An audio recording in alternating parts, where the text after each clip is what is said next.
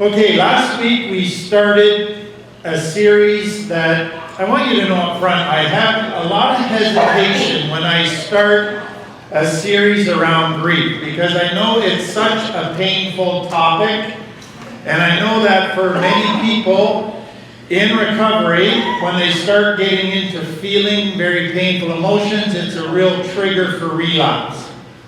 But I felt I needed to do it because it is such an important topic for people to look at and deal with. And so I designed it this time to be done in a way that gives you tools up front before we get into the painful stuff. So I'm trying to kind of keep the painful stuff on hold for now until we get some tools. But here's why I really felt the need to do it. It's been my experience over the last 14 plus years is that most addicts will look back at their using time and see that a time of loss took their using to a new level. And if they go through a loss today, there's a good chance they'll relapse because it's such a painful thing. But what many then will admit is they don't want to go into looking at their pain, but they know if they don't begin to learn tools for dealing with their pain, there's a really good chance that they're going to relapse. And so they kind of feel caught. They don't want to work on it, but they know they have to work on it, or they're just not going to stay clean and sober. So there's a lot of fear around dealing with losses, but for those that have dealt with it, what I have found for most of them, once they start using the tools and experiencing healing, they become thankful that they started to work on this stuff. So what I want to do tonight is to basically present to you that all of us come into adult life with tools for dealing with loss. Problem is for people coming out of complex trauma is we don't have healthy tools. We've got a lot of unhealthy tools. And so part of what recovery, I'm cutting out again. Part of what recovery is getting rid of the old tools that we've used and start replacing them with healthy tools. So what I thought I'd do tonight, in case you don't know what your unhealthy tools are, is to give you 28 unhealthy tools that most people are exposed to while they're growing up, especially those in complex trauma. So you can kind of check off tonight the ones that you have used or that you were taught. Now when I say you were taught, I don't mean your parents sat you down and said this is how you grieve a loss. What I mean is they were role models for you. And you just learned by watching them, or they responded to how you were grieving, and you learned from how they responded, whether that was the way you should grieve or not. Now let me back that up further and say this. There's something in a child that has a natural sense of how to grieve. So if they lose something, they cry. And so what happens in complex trauma is the child tries to grieve like it's natural, and then they get punished for trying to grieve in a healthy way. And so they are made to feel bad that they are grieving that way, and they then begin to learn other ways to handle loss based on what doesn't get them into trouble. So I'm going to go through these 28 fairly quickly, and you can follow along. But what I want from this is that you develop in a self-awareness so that if you start using an unhealthy tool, you can catch yourself. And you can stop using that. And then next week we're going to begin looking at healthy tools. So tool number one, most of you have experienced this, and it's big boys don't cry. And what that really meant was that if you cry, that means you're weak. Because if you're a big boy, you won't cry because you're strong. And so what then happens inside a child that's told big boys don't cry is they think crying is a weakness, so I better stuff any feelings I have of pain and not cry. Second one is that grieving a loss should only take a couple days. So some of you might have heard mom or dad say, "Aren't you done crying yet? Why are you making such a big deal out of this? Get over it." And so you began to feel that if you grieve for more than a few hours or a day or so, that you were a bad person, that something was wrong with you, that you didn't get over it quickly. Third one, if you have a problem, if you're grieving, don't burden other people with your pain. In other words, grieving is something you should do alone. It is wrong to burden others with your pain. And so many children would be sent to their room and said, "Don't come out till you got a smile on your face," or "If you're going to keep crying, I'll give you something to cry about." Those kind of messages, all of which said grieving should be done very quickly. Number 4 is, if you go through a loss, instead of crying or talk about it, find a whole bunch of things to distract yourself from the pain. And so some parents became workaholics after they'd gone through a loss. Some just shopped all the time for a shopping cure. Others just went on Netflix marathons for days on end. They just needed distractions, distractions, distractions. And they thought they were dealing with it, but they were just avoiding it. Number 5, many of you grew up in a home where your loss wasn't validated, rather it was minimized. So what you might have heard was, "Quit making such a big deal out of this." In other words, you're putting more weight in the loss than you should. It's not that big a deal. Or the other way they didn't validate it was they made a comparison which went by, "You think your loss is bad. Be thankful you're not going through what people in Africa are going through." In other words, you should feel guilty now for crying because you're not going through a war and a famine like kids in Africa are. And so that comparison made you feel that your loss wasn't that big. And so you should feel guilty that you were feeling that loss as something big. Some parents say, "You're grieving, yes, but you're not going through anything like I'm going through, so shut up." And they compared your grief to their grief, and you always came out as not having a very, very big issue. So what I find for many people, what then happens in your mind is this: as soon as you go through a loss, you don't need your parents today to say, "Quit making such a big deal of it." You play that tape in your own head. And as soon as you go through a loss, you go, "Quit making such a big deal out of it. You're not going through nearly as bad as what other people are going through. Get over yourself." And you go down that not validating your own pain. Next one. Some families go through denying losses. So you might have had a family where you went through a loss, but you weren't allowed to talk about it.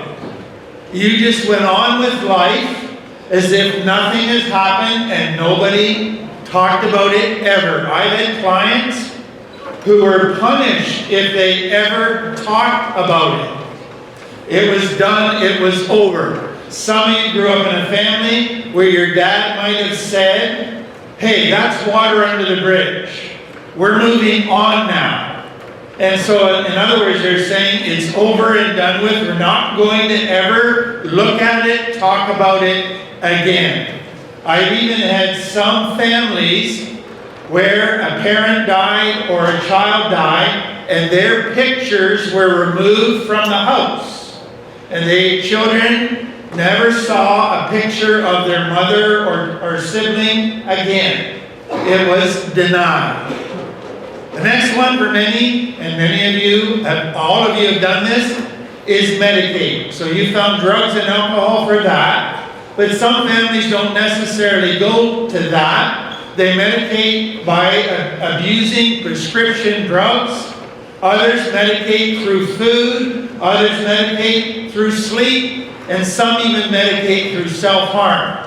All of those you might have been exposed to if you're in pain, medicating. Another one, replace the loss with something else. So you just lost a puppy, Dad said, get over it, here's a new puppy. As if you were now not supposed to grieve the loss of the puppy.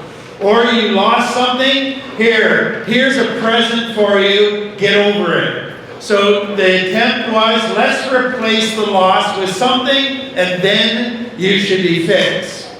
The next one, some families, children, if you weren't allowed to talk about it, if you got punished, if you cried, if you had to do it alone, they then escaped into a fantasy world.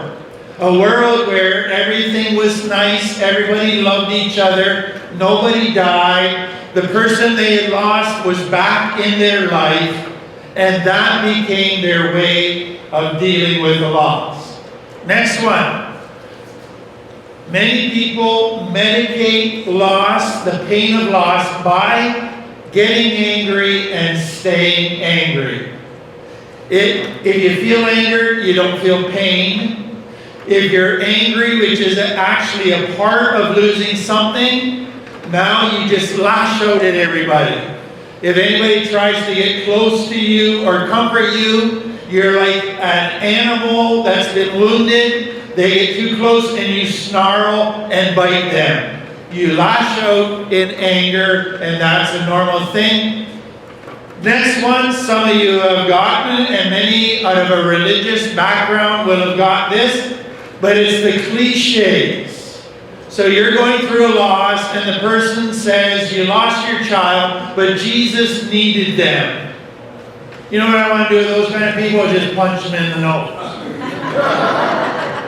Because what you're feeling is, well, I need them too. That's a cruel God that needs my child and would take them from me. But some people actually think that helps people who are grieving.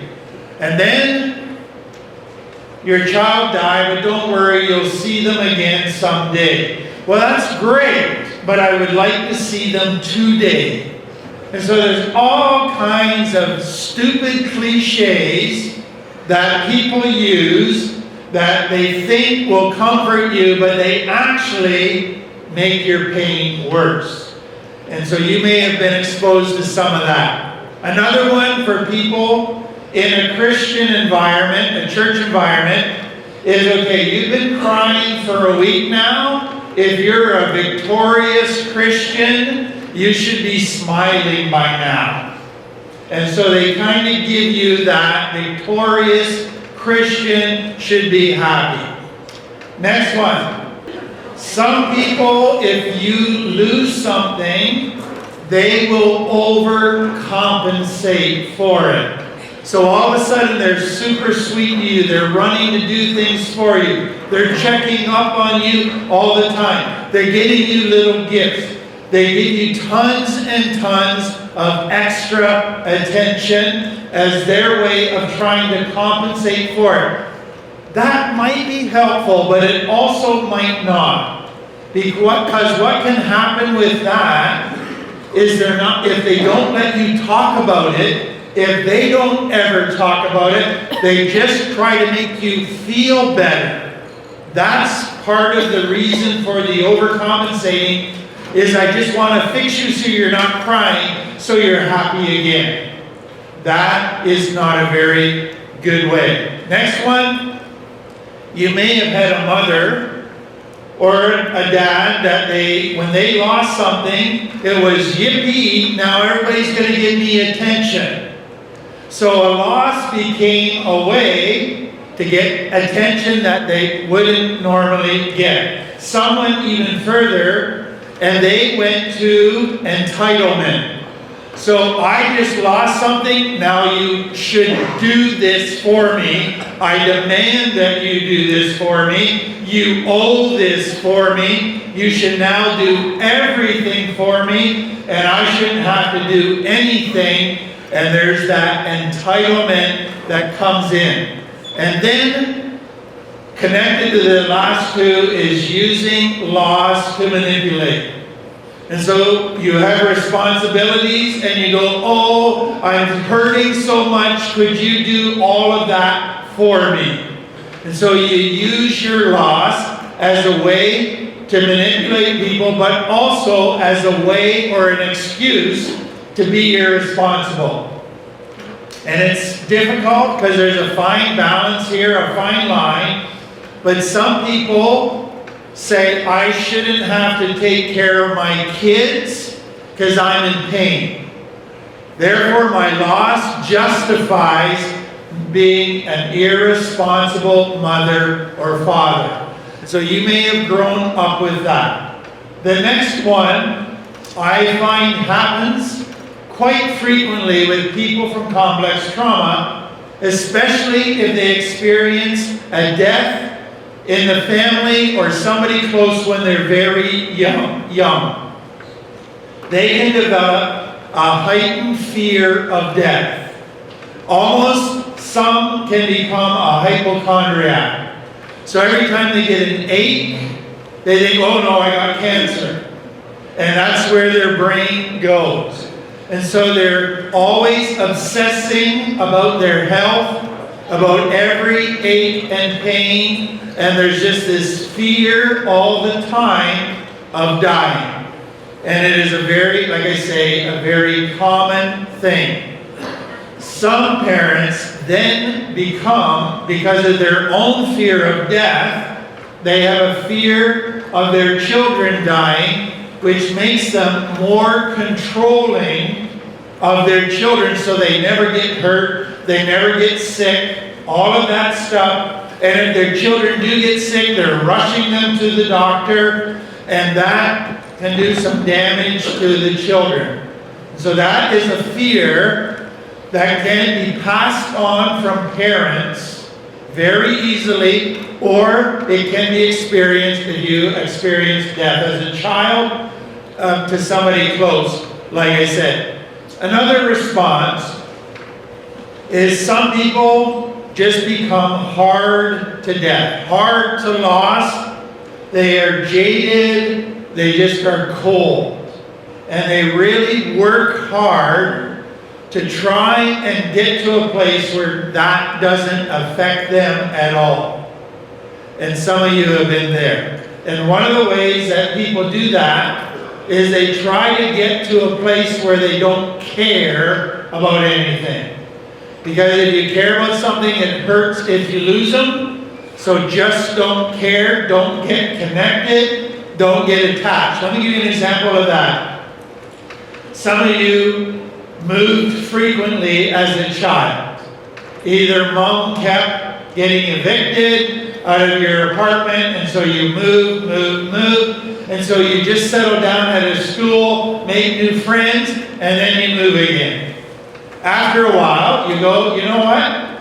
It hurts too much to make a friend and then move and lose them. So this next school we're going to, I'm not making any friends. I'm not getting attached. That's how I'm going to deal with it. Next one.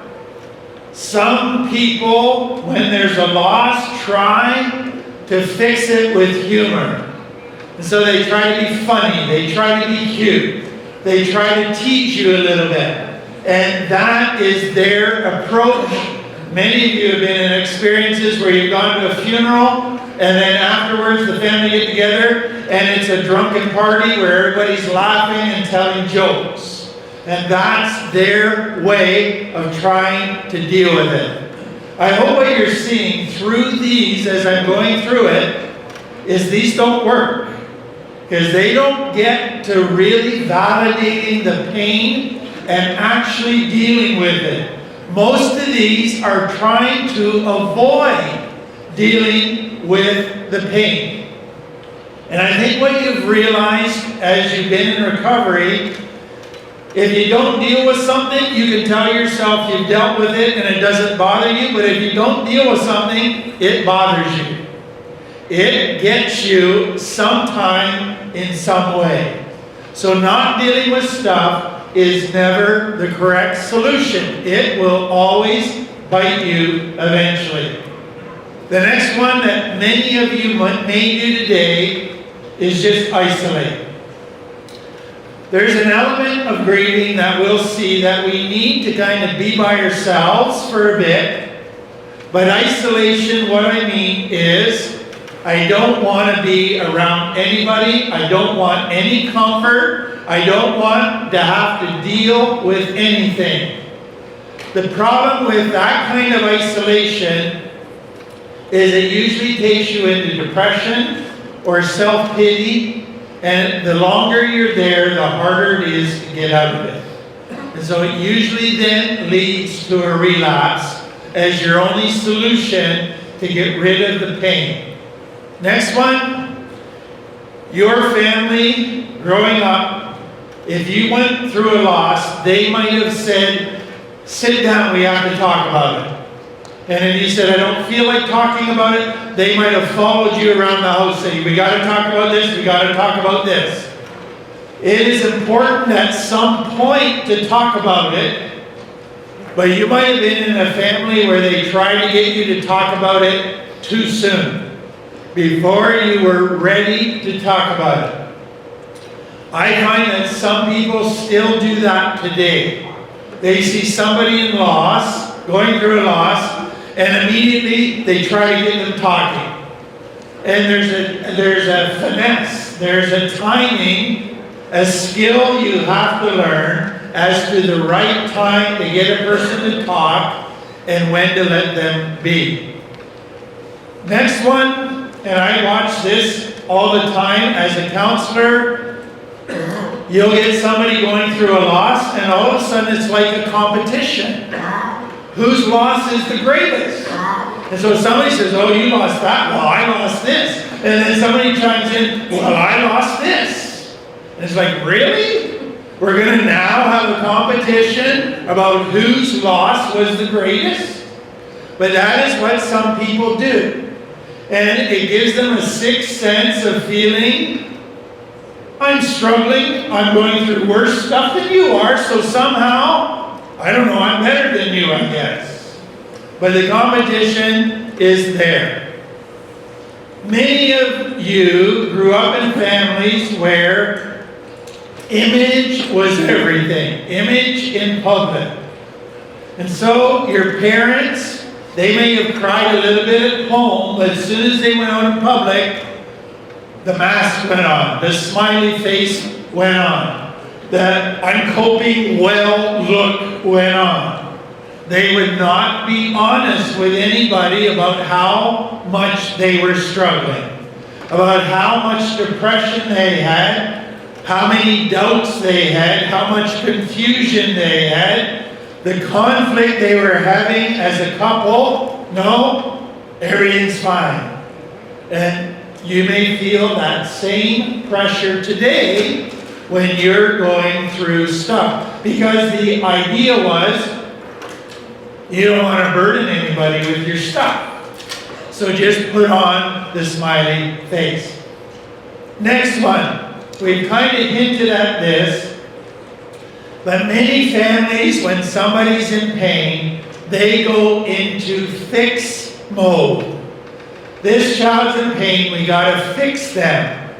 And so they would give them food, gifts, take them out for outings, watch movies to try and get them to laugh, do little things to tease them or get them to laugh, try to cheer them up, or take them to a counselor.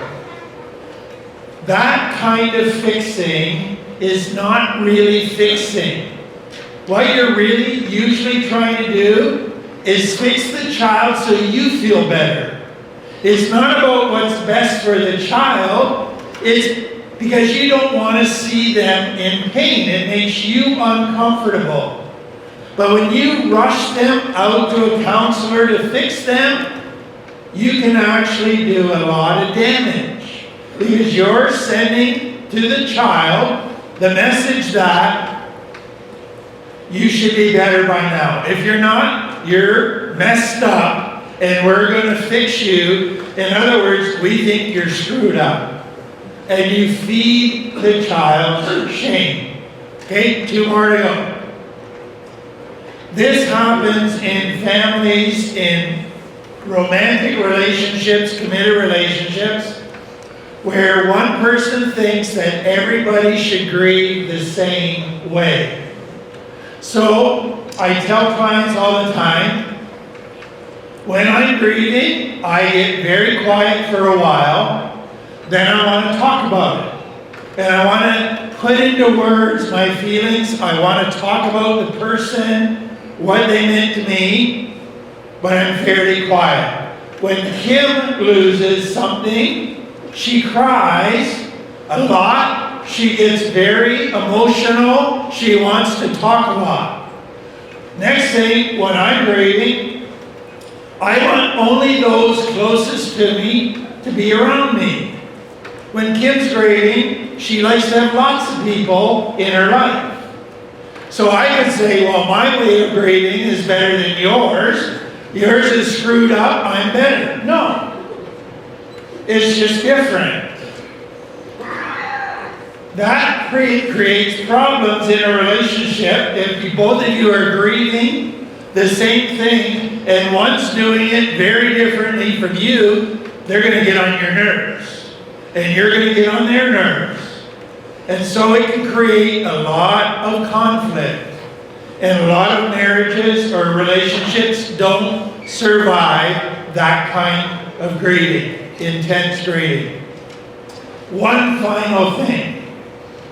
Many families that have had lots of trauma, lots of pain, and never dealt with it, and children weren't allowed to deal with it, children were punished for dealing with it, there was never a solution, there was never a healing of their loss, there was never a resolving their loss. What can happen now if they lose something is they go right to hopelessness. This sucks, life sucks, nothing good will come out of this, I can't make it, it's too much.